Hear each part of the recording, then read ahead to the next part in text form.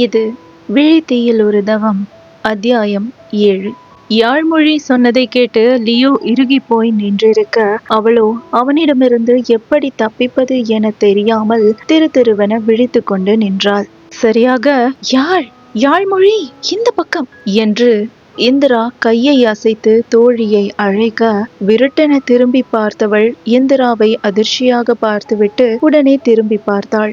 அவனோ விழிகளை சுருக்கி தூரத்தில் நின்றிருந்தவளை பார்த்தவாறு ஒரு அடி முன்னே வைக்க, வேகமாக யோசித்த யாழ் கீழே கிடந்த மண்ணை வாரி அவனின் முகத்தில் தூவிவிட்டு, ஓடிவிடுங்கள், சீக்கிரம் முன்னே ஓடுங்கள் என்று கத்தியவாறு இந்திராவை நோக்கி வந்தாள். மற்றவளும் அணிந்திருந்த ஆடையை தூக்கி கொண்டு வேகமாக ஓட, யூ பிளடி, உங்க 2 பேரையும் நான் சும்மா விட மாட்டேன் என்று கத்திக்கொண்டே வேகமாக கண்ணை கசக்கிவிட்டு அவள் சென்ற திசையை பார்த்தவனுக்கு கோபம் உச்சத்தை தொட்டிருந்தது.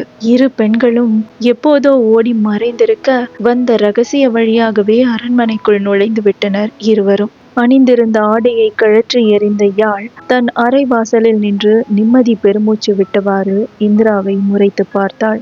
இதுவே முதலும் கடைசியுமாக இருக்கட்டும் இளவரசி. இப்போதுதான் போன உயிரை திரும்பி வந்தது போல இருக்கிறது. ஏன் இப்படியெல்லாம் நடந்து கொள்கிறீர்கள் என்று வேகமாக அடித்து கொள்ளும் தன் இதயத்தை அமைதிப்படுத்த யாழ் படாத பாடுபட, எனக்கு உன்னை விட்டால் வேறு யார்தான் இருக்கிறார்கள்? நீயும் இப்படி சலித்து கொண்டால் பின் நான் எங்கு போவேன்? என்னை புரிந்து கொள்ள மாட்டாயா என்று பாவமாக பேச வந்தவளை வெட்டவா குத்தவா என்பது போல் பார்த்தாள் மற்றவள். இளவரசி, உங்களுக்கு என்னை விட்டால் வேறு யாரும் இல்லை. ஆனால் என்னை விட்டாலே எனக்கு வேறு யாரும் இல்லை. இதில் புரிந்து கொள்ள வேண்டியது தாங்கள்தான் என்று அழாத குறையாக யாழ் சொல்ல, ஏன், உனக்காக நான் இருக்கிறேனே என்றாள் இந்திரா வேகமாக. மேல்மூச்சு கீழ்மூச்சு வாங்க முறைத்து பார்த்தவள், வேண்டாம் இளவரசி, போய்விடுங்கள். நானே தற்கொலை செய்யும் வரை விடமாட்டீர்கள் போல எனக்கென்று வருகிறார்கள் என்று விட்டு பணிப்பெண்கள் தங்கும் அறைக்குள் நுழைந்து விட, அதன் பின் இந்திராவும் தனது அறையை நோக்கி சென்று விட்டாள். அதே நேரம் ஆங்கில அரண்மனைக்கு வந்த லியோவிற்கு அத்தனை நெருக்கத்தில் பார்த்த யாழ்மொழியின் முகம்தான் மீண்டும் மீண்டும் ஞாபகத்திற்கு வந்து கொண்டே இருந்தது. இதில் அவள் சொன்னதை நினைக்கும் போது உள்ளுக்குள் யாரோ ஈட்டியால் குத்துவது போல் அவனுக்கு வலிக்க, ஜன்னலின் அருகே சென்று வானத்தை வெறித்தவாறு நின்று கொண்டான். நிஜமாவே அவ காதலிக்கிறாளா? அவளை பார்க்கும்போது அந்த மாதிரி தெரியலையே. ஒருவேளை பொய் சொல்லியிருப்பாளோ? சேச்சே, இருக்காது. இருந்தாலும் this is none of my business. சுத்த பைத்தியக்காரத்தனமா இருக்கு. நான் எதுக்கு அவளை பத்தி யோசிக்கணும் என்று வாய்விட்டே சொன்னவனுக்கு சட்டென பழைய காதலியின் நினைவு வர முகம் பாறை போல் இறுகியது. லியோ, நமக்குள்ள செட் ஆகாத. நான் உன் ஃப்ரெண்ட் ஸ்மித் கூட ரிலேஷன்ஷிப்ல இருக்கேன். அண்ட் உன்ன மாதிரி ஃபீலிங்ஸே இல்லாத ஒருத்தன் கூட என்னால் இதை கண்டினியூ பண்ண முடியும்னு எனக்கு தோணலை. Hope you understand Leo. And நம்ம என்கேஜ்மெண்ட் பிரேக் பண்ணிக்கலாம். That's not a big deal, right என்ற கிறிஸ்டியின் இறுதி வார்த்தைகள் அவனின் சிந்தனைக்குள்ளோட விழிகளை அழுத்த மூடி திறந்து உணர்ச்சிகளை கட்டுப்படுத்தி கொண்டான். யாழ்மொழி, என்னை யாரும் மறுபடியும் ஏமாற்ற முடியாது. பேலஸ்ல வேலை பார்க்குற ஒரு சாதாரண பொண்ணுகிட்ட ஹையர் ஆஃபீஸர் லியோ ஜார்ஜ் மயங்கிறதா? இதுக்கு வாய்ப்பே இல்லை. இந்த இந்தியன் பீப்புள் மொத்த பேரும் என்னோட ஸ்லேவ்ஸ். அவங்கள எப்பவும் நமக்கு பக்கத்துல உட்கார வைக்க நினைக்க கூடாது. அவங்க நமக்கு ஈக்குவலும் கிடையாது. மறுபடியும் அவன் முன்னாடி வரட்டும் இருக்கவளுக்கு என்று கடுப்பாக முணுமுணுத்தவன் நீண்ட நேரம் விட்டத்தை வெறித்தவாறு விழித்திருக்க, எப்படியோ அன்றைய நாள் கழிந்து அடுத்த நாளும் விடிந்தது. அடுத்த நாள் ராதா முகத்தை உம்மென்று வைத்தவாறு அமர்ந்திருக்க, தோழியை ஒரு பார்வை பார்த்துவிட்டு கண்டு கொள்ளாதது போல் தன் நீண்ட கூந்தலுக்கு சாம்பிராணி பிடித்து கொண்டிருந்தாள் யாழ்மொழி. இப்போதெல்லாம் என்னிடமே மறைக்க ஆரம்பித்து விட்டாய் அல்லவா? எனக்கென்று இருக்கும் ஒரே நண்பி நீதான் என்று நான் தான் பிதற்றிக் கொண்டிருக்கிறேன். ஆனால் உனக்கு அந்த எண்ணமே இல்லை அல்லவா? நான் நேற்று பார்த்து கொண்டுதான் இருந்தேன் யாழ். நீ எழுந்து எங்கோ சென்றாய். ஒழுங்காக எங்கே சென்றாய் என்று கூறிவிடு. இல்லை என்றால் என்று ராதா கோபமாக கேட்க, என்ன உனக்கு? இளவரசி அழைத்தார்கள், சென்றேன். அவர் அழைத்தால் நான் செல்லதானே வேண்டும். இதற்கு போய் இவ்வளவு அலப்பறை செய்கிறாய் என்று சமாளிக்க முயன்றாள் மற்றவள். ஆனால் ராதா எதையும் கேட்பதாக இல்லை. அப்படியா, சரி, காய்கறி முத்தினால் சந்தைக்கு வரத்தானே வேண்டும், அன்று உன்னை கவனித்துக் கொள்கிறேன் என்று முறைத்தவாறு சொல்லிவிட்டு அவள் முகத்தை திருப்பிக் கொள்ள, ஏனோ யாழ்மொழிக்கு தோழியை அப்படி காண முடியவில்லை.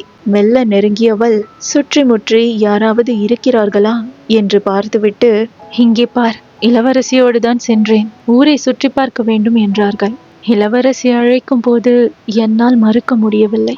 பகல் நேரத்தில் அரசர் கண்டால் ஏதாவது பிரச்சனை ஆகிவிடும் அல்லவா, அதனால் இரவில் சென்றோம் என்று பாதி பொய்யும் பாதி மெய்யுமாக சொல்ல, ராதாவோ ஆச்சரியமாக பார்த்தாள்.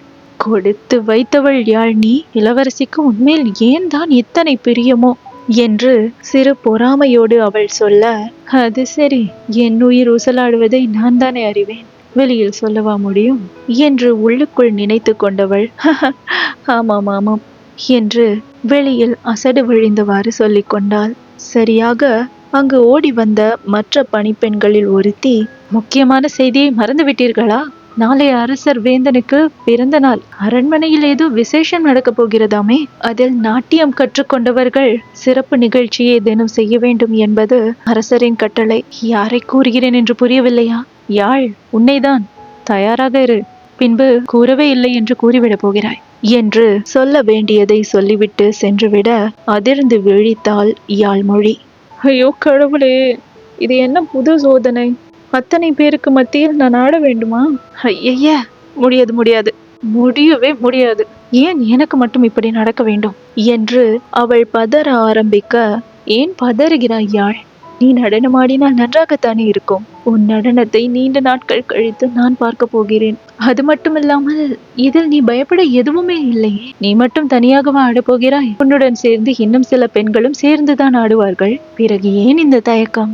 உன்னால் முடியும், எனக்கு தெரியும். உன் அழகோடு அந்த நடனம் இணையும் போது, ஆஹா, அந்த காட்சியை காண நான் ஆவலாக இருக்கிறேன் என்று தோழியின் கரத்தை ஆறுதலாக பற்றியபடி சொன்னாள் ராதா. ஆனால் யாழ்மொழிக்கு எதுவும் மூளைக்கு ஏறவில்லை. இப்போதே தான் நடனமாட போவதை நினைத்து பயத்தில் உடல் நடுங்க ஆரம்பித்து விட்டாள் அவள். இங்கு இவ்வாறு இருக்க, தன் ஆங்கிலேய அரண்மனையில் உள்ள ஆபீஸ் அறையில் அமர்ந்திருந்த லியோ ஜார்ஜின் முன் வந்து நின்றான் ஜேம்ஸ். சார் என்று அவன் தயக்கமாக அழைக்க, கையில் இருந்த காகிதம் ஒன்றை படித்தவாறு அமர்ந்திருந்த லியோவோ, சொல்லு ஜேம்ஸ் என்றான் நிமிர்ந்தும் பார்க்காமல். Sir, tomorrow king Vendhan's birthday. பேலஸ்ல ஏதோ ப்ரோக்ராம் நடக்குதாம். நம்மள 2 பேரை இன்வைட் பண்ணியிருக்காங்க என்று ஜேம்ஸ் சொல்ல, அப்படியா, எனக்கு டைம் இல்லை, நீ வேற யாரையாச்சும் கூட்டிட்டு போ, ஐ டோன்ட் மைண்ட் என்றான் லியோ அலட்சியமாக. ரியலி? ஓகே சார் என்று சொல்லிவிட்டு ஜேம்ஸ் வெளியேற போக, திடீரென மற்றவன் என்ன நினைத்தானோ வேகமாக நிமிர்ந்து பார்த்தான். ஜேம்ஸ், ஜேம்ஸ் என்று கத்தி அழைத்தவாறு அறையிலிருந்து வெளியேறி செல்ல, சத்தம் கேட்டு நின்று திரும்பி பார்த்தான் ஜேம்ஸ்.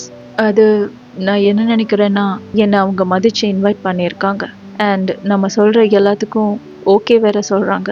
நான் இந்த இடத்துல போகாம இருந்தா தப்பாயிடும். அவங்க கூப்பிடும்போது நம்ம போகணும். ஸோ நான் வர்றேன், நீ ரெடியாரு என்று சொல்லிவிட்டு ஆபீஸ் அறைக்குள் சென்றுவிட, தலையை சொரிந்தவாறு புரியாமல் பார்த்தான் மற்றவன். அடுத்த நாள் காலையிலிருந்தே அரண்மனை பரபரப்பாக இருந்தது. அலங்காரங்களை செய்வதிலும் விருந்தை தயார் செய்வதிலும் எல்லோரும் பம்பரம் போல் சுழன்று கொண்டிருக்க, இந்திராவின் அறைக்குள் பதற்றமாக இருந்தாள் யாழ்மொழி. பயமாக இருக்கிறது இளவரசி. பயத்தில் கற்றுக்கொண்டதெல்லாம் மறந்துவிடும் போல. கடவுளே, நான் என்ன செய்வேன்? ஒருவேளை நான் தடுக்கி விழுந்து விட்டேன் என்றால்? ஐயோ, நடந்து விடுமோ? அனைவரும் என்னை பார்த்து சிரிப்பார்களே. எனக்கு ஒரே அவமானமாக இருக்க போகிறது. ஐயோ, இந்த நிகழ்வை நின்று விடாதா என்று புலம்பிக் கொண்டே அவள் குறுக்கும் நெடுக்குமாய் நடந்து கொண்டிருக்க, இந்திராவோடு சேர்ந்து மற்ற பணிப்பெண்களும் பக்கென்று சிரித்து விட்டனர். திடீரென கதவை தட்டிவிட்டு அரசர் வேந்தன் உள்ளே நுழைய, பணிப்பெண்களோ ஒதுங்கி நின்றார்கள் என்றால் தந்தையை புன்னகையோடு பார்த்தாள் இந்திரா. பிறந்த நாள் வாழ்த்துக்கள் தந்தையே. தங்களை காண நானே வரலாம் என்று இருந்தேன். அதற்குள் தாங்களே வந்துவிட்டீர்கள். அனைத்தும் நலம்தானே என்று இந்திரா கேட்க, மகளின் தலையை வாஞ்சையோடு வருடியவர், மகளை காண நான் ஏன் காத்திருக்க வேண்டும்? பார்க்க வேண்டும் என்று தோன்றியது, உடனே வந்துவிட்டேன். ஒரு முக்கியமான விடயமும் இருக்கிறது, அதை கூறத்தான் நானே நேரில் வந்தேன்.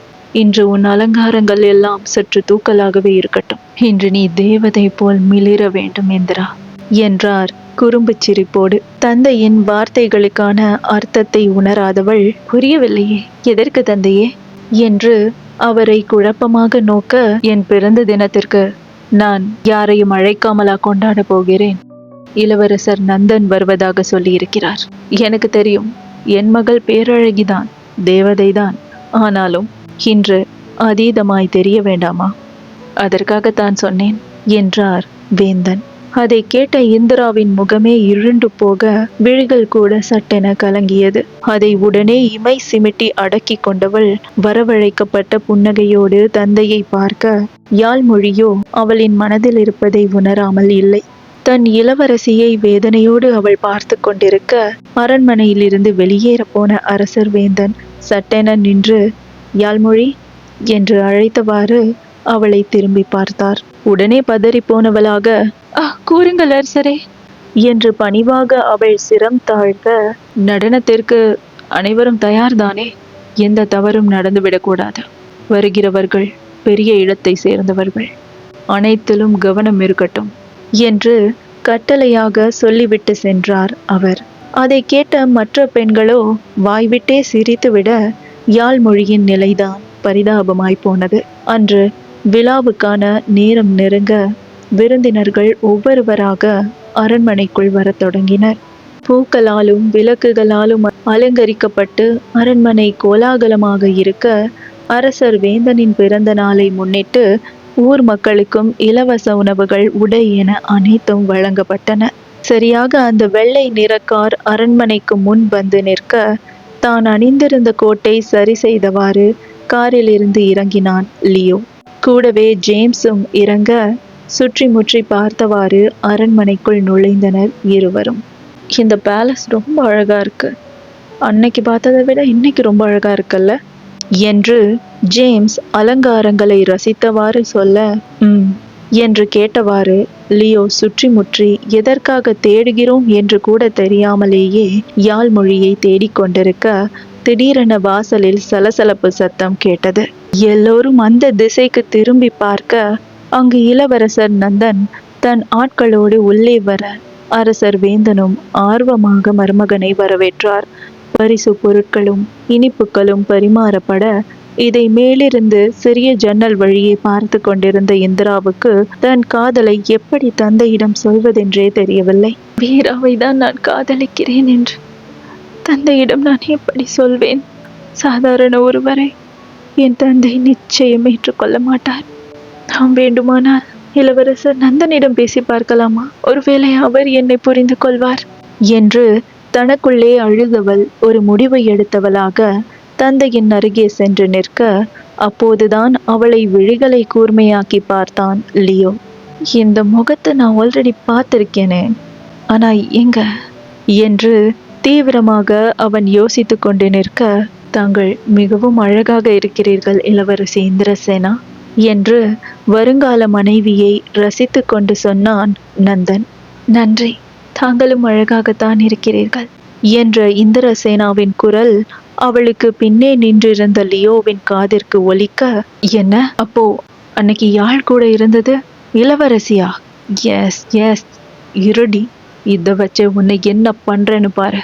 ஆனா நான் பழி வாங்க வேண்டியது இவளை இல்லையே, எங்க இருக்க என் ஸ்வீட் ஆர்ட் என்று விஷமமாக சிரித்தவனுக்கு ஆரம்பத்தில் அதிர்ச்சியாக இருந்தாலும் சீண்டி பார்க்க மனம் ஏங்கியது.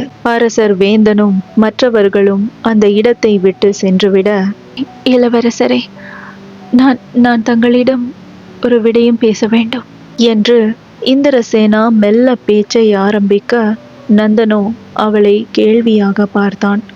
ஆனால் விழா ஆரம்பமாக நடனத்திற்காக ஏற்பாடு செய்யப்பட்டிருந்த மேடையை நோக்கி வர தொடங்கியிருந்தனர் பெண்கள். லியோவோ யாழ்மொழியை சுற்றி சுற்றி தேடியவாறு எதேர்ச்சையாக நடனத்திற்காக நின்றிருந்த பெண்களை பார்க்க, அடுத்த கணம் அவனுடைய விழிகள் தெரித்து விடும் அளவுக்கு விரிந்தன.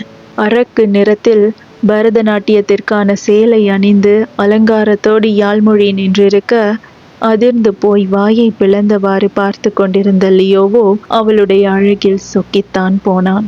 நாட்டியத்திற்கான இசை வாசிக்கப்பட யாழ்மொழியோ உள்ளுக்குள் பயத்தை மறைத்தவாறு உடலை வளைத்து விழிகளில் நயனத்தோடு நடனமாடினாள்.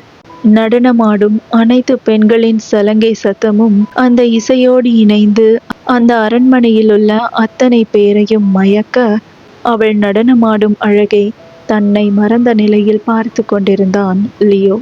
யாழ்மொழியோ நடனமாடியவாறு எதேர்ச்சையாக லியோவை பார்த்துவிட, அங்கு அவனை எதிர்பார்க்காது அப்படியே சிலையாகிவிட்டாள் அவள். இவனா? ஐயோ, என் கால்கள் நகரக்கூட மறுக்கிறதே. ஏற்கனவே பயத்தில் தான் ஆடிக்கொண்டிருக்கிறேன். ஏன் கடவுளே என்னை மீண்டும் மீண்டும் சோதிக்கிறாய்? இவன் வேறு என்னை வெறிக்க வெறிக்க பார்த்து கொண்டிருக்கிறான். அடைச்ச, அழகாய் வேறு இருக்கிறானே. இந்த நேரத்தில் தான் இப்படியெல்லாம் தோன்றி தொலைய வேண்டுமா எனக்கு? பயத்தோடு இந்த கருமம் பிடித்த வெட்கமும் வந்து தொலைகிறது. ஐயோ, இப்போது நான் ஆட வேண்டுமா இல்லை ஓட வேண்டுமா? கடவுளே, எனக்கு வழிகாட்டு என்று தனக்குள்ளே பேசியவாறு அவள் அப்படியே நின்றிருக்க, யாழ்மொழியின் ஒவ்வொரு முக பாவனைகளையும் விழிகளாலேயே தனக்குள் பதித்து கொண்டான் லியோ. தப்பித்து ஓட முடியாத இடத்தில் மாட்டிக்கொண்ட யாழ்மொழி இப்போது அடுத்து என்ன செய்ய போகிறாள்? அவளை சீண்டி பார்க்க ஆர்வம் கொண்டு வேண்டுமென்றே உள்ளே வந்திருக்கும் லியோ அடுத்து என்ன செய்ய போகிறான்? இதையெல்லாம் தெரிந்து கொள்ள அடுத்த அத்தியாயத்துக்காக காத்திருங்கள்.